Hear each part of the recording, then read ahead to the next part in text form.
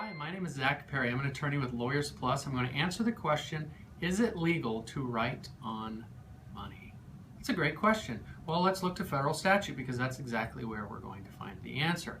There's actually two separate statutes, one dealing with paper money, bills, and then the other dealing with coinage.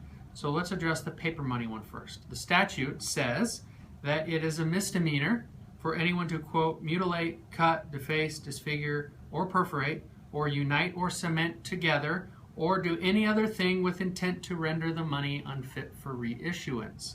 The big question there is that last phrase that says, with intent to render the money unfit for reissuance, it's not clear whether it only applies to the doing any other thing, or whether it applies to all of the things that are disallowed, the mutilation, cutting, defacement.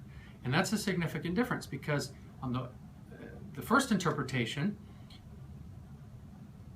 all mutilation, all disfigurement, all cutting of paper money is a misdemeanor and can be punishable with a fine and or imprisonment of up to 6 months.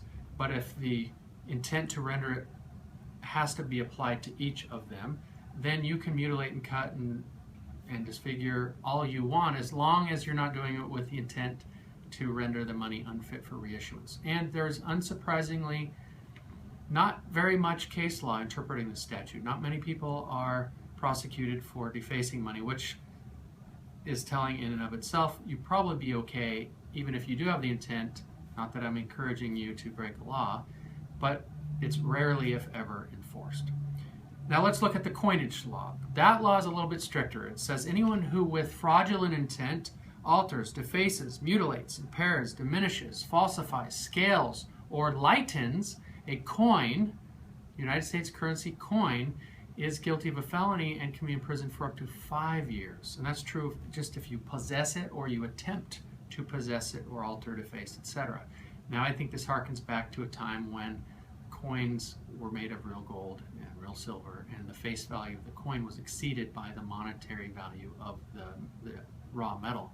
So you'd have people who would shave coins and they'd have shavings of gold that would be worth something and they'd still have the value of their coin, so they punished that more severely.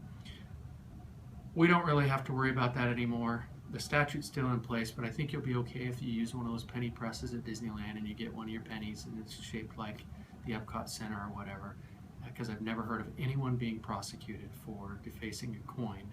Not that, again, I'm not encouraging you to deface money, but that's the law. It is against the law, seldom enforced, if ever.